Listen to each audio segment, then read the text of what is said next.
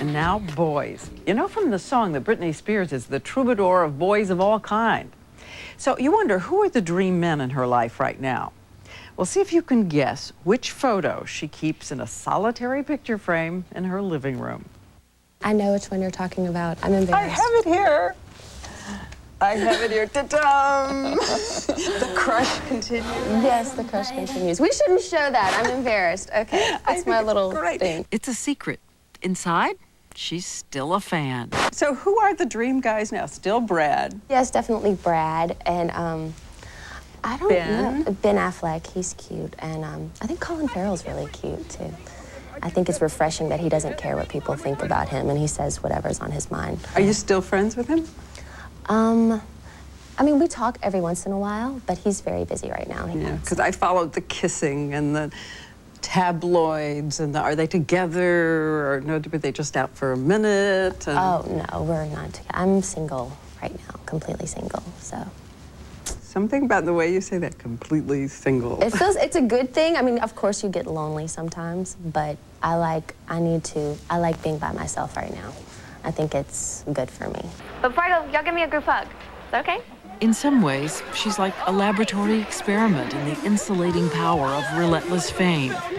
Remember, no high school or college life to practice dating. No anonymity for trial and error and embarrassing choices. After the Farrell frenzy, what she's called a regrettable near fling. With Fred Durst of Limp Bizkit, who raced to the airways to boast. She's trying to play me out a little bit because she's Britney Spears. But it's an embarrassment that she slept with you? I mean, what are you, a bad person? You said recently, I'm not doing so good with relationships. No, I'm not. It's hard for me to let people in sometimes. Yeah. And she always seems to be paying for her teenage comments. You're right, Britney. You're left. We get an interview with her. See what I go through? That she was going to stay a virgin until marriage. I would love to be able to try and wait till I'm married. And that she didn't even drink. In the past year, a report that she had tried serious drugs at a club. We asked, starting with marijuana. I've been around people and I've gotten the high off of it, and that is enough for me. I can't do that. I don't do that. You talked about experimenting, partying. Cocaine?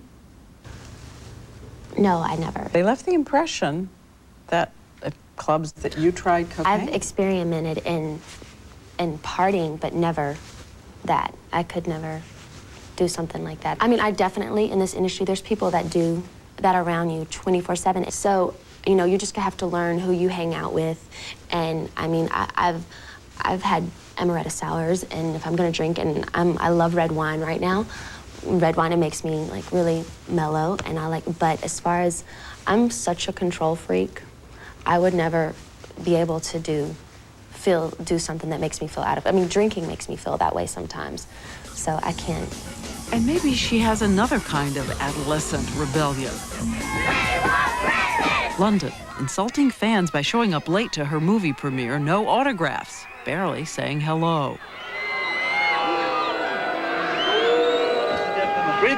In Mexico City, 4 months later, a finger for the paparazzi.